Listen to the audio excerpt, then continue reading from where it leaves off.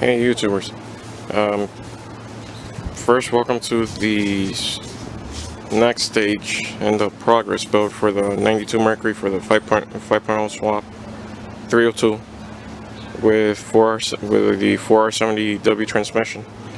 So this one will be episode 1 of stage 2, and basically what I'll be detailing here is the process of measuring the crankshaft, engine block, bearings, so I can make sure I have the proper clearances. I will be upgrading to ARP bolts, so right now basically what I'll be checking on the block is to see that nothing changes in terms of measurements, because the kit says I might need to line hone the block. So right now that's why I'm debating on whether I have to or not. So basically the crankshaft has already been polished. The machine shop told me it was in good condition. So machine shop told me it was still within spec. When I disassembled the engine, there was one bearing that seemed to be on the tight side because it was already showing like a copper material, but the crankshaft wasn't scored or anything. So I mean, that's only the good news of this crank. It came out of an 88 Crown Victoria. So then the engine blocks inside, I'll show it to you guys afterwards. And if you guys are wondering about the transmission, I have the transmission right here.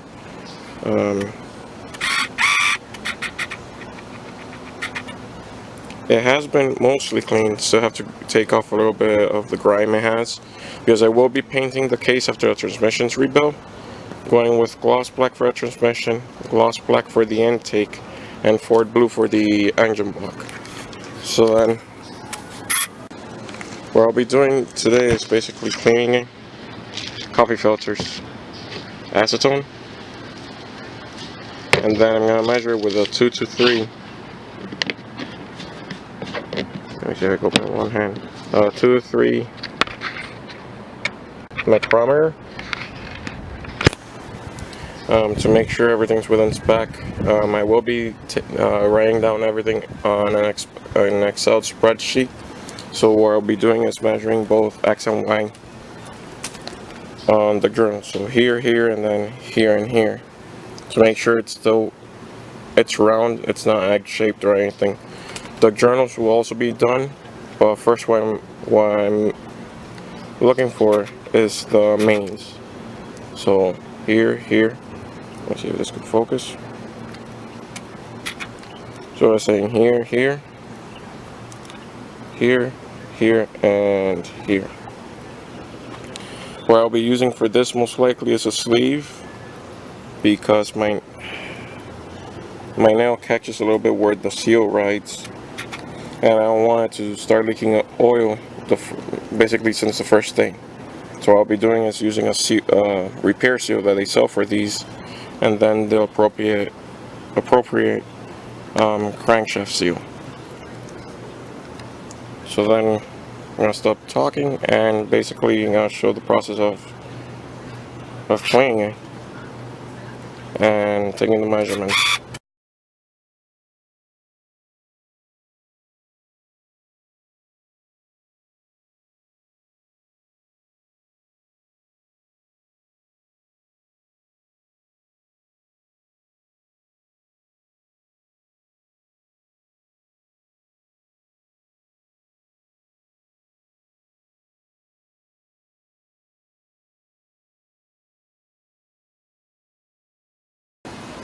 Okay, so I already cleaned out the main journals. What I used was acetone and coffee filters. This is just to remove any residual oil it has from the machine shop so it won't rust. I'm just gonna do that I just did that now so I could get accurate measurements with the caliper. Once I'm done, I will be reapplying oil to them so they won't rust, because this has already been in storage almost a month, and what I've been doing is every week throw PV blaster on them so it could protect them from rust when I let the airplane pass. What I suggest is just buy the cheapest coffee filters and cheapest acetone you can find, and just clean them up And the measurements of these, I think it's something about 2.248, I think. That's the maximum, and then there's a minimum. I'll search that now with the computer. And what I'll be doing again is taking two measurements. How I'm going to divide them up is x1 and x2 will be, for example, x1, x2. x1, x2. x1 will be the one to the front of the engine. x2 will be the one to the rear of the engine.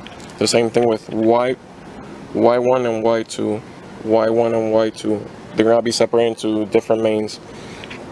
I'm going to bring now the computer and set up the Excel file, and I'll show you. I'll give you a quick view of it. And in case if you guys are interested, I'll post an Excel file. So if you guys are ever rebuilding an engine or something and you want to use it, so you could theoretically blueprint an engine. And I'll cut the video here and I'll show you now the program. Excel file. Okay, so you guys can have an idea how I'm going to take the measurements. So x1, x2, y1, y2. x1, x2 will be based on the flywheel key. So any measurement along this will be x1 and x2. And then y1 and y2 will be like this, 90 degrees off from the flywheel key. And then I have them mains 1, 2, 3, 4, 5 going 1, 2, 3, 4, and 5. So and that's how I'm gonna go taking the measurements based on this. And now what I'm gonna do is set up the micrometer. There's videos online how to set them up, make sure they're zeroed down. And what I'll do is just clean the tip, make sure it's adjusted, and go on from there. So as you guys could see, using the standard this micrometer came with, and you could see that it's right on the zero line. So then I already had this calibrated, but just so you guys can know, always remember, this one's accurate to 0.0001 of an inch. And sometimes it doesn't land exactly at 0, and then that's actually the difference of it. So when you actually look here, the one of these lines, I think this is called the thimble, lines up to the 1. Again, sorry if I'm using the wrong term. This is the first time I'm using this tool. So then I'm just trying to make sure it's at 0. So then when I'm going to start, it's measuring this and writing it down on Excel. So then, having that set at 0 already, I already found the specs online from grandmark.net. And you'll see the bearing will be 2.249 to 2.2482. So I'm trying to see if I'm within this range, and if I'm there, I'm good.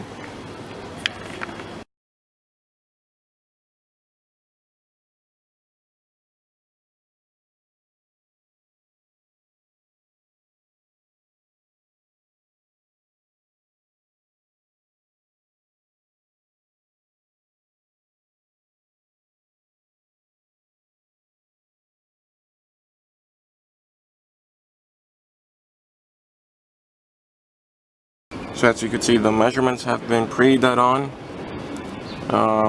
The only one that kind of worries me is this one here, 2.2485.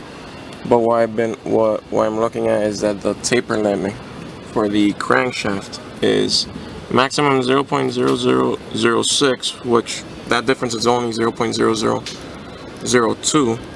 But then again, there's also the taper limit, which is 0.0004, and the journal runout 0.0002. Well, the runout is a different measurement.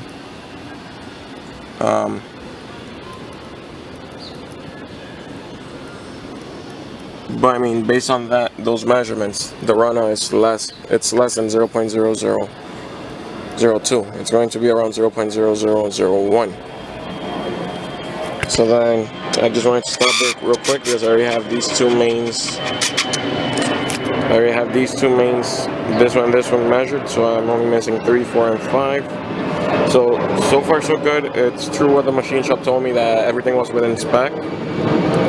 But again, I just want to make sure because it's my first engine rebuild, and I'm a little bit worried. Not in my confidence to build the engine, it's just wanting to make sure everything's correct and the right size. That's what only worries me. So then I'm gonna continue and let this continue recording. Although the camera can see it's still at the 0 mark, so it's still within, it's still calibrated, and it's not dirty or anything.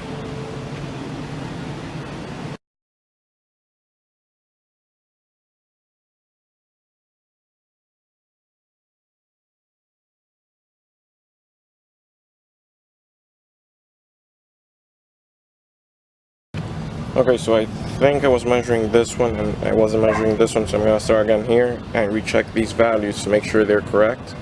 I already corrected in the computer, so I'm gonna continue from here.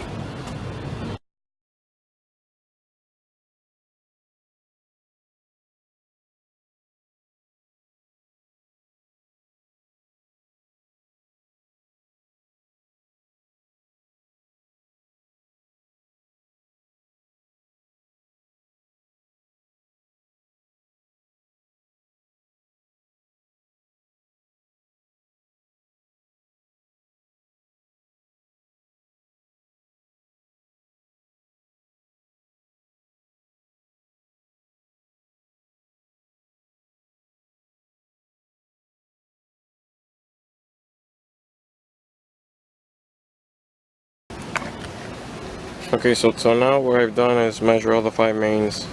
They're all within spec, except, well, they are all in spec. The only ones I'm a little bit worried about are these two here.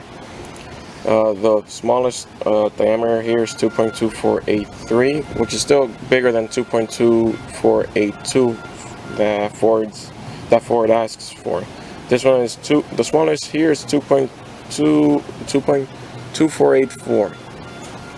So this one's actually, although it has a small diameter, it's all of the 4 measurements were the same. So this one's the one that shouldn't have any run now. This one is 2.2487 to from 2.2486 to 2.2488. And I'm gonna need to stop because it seems like it's starting to rain. But I already have the measurements of these. They're all within spec. All the taper limit and everything is, again, within spec. So I'm gonna cut the video here and then continue on with measuring the block.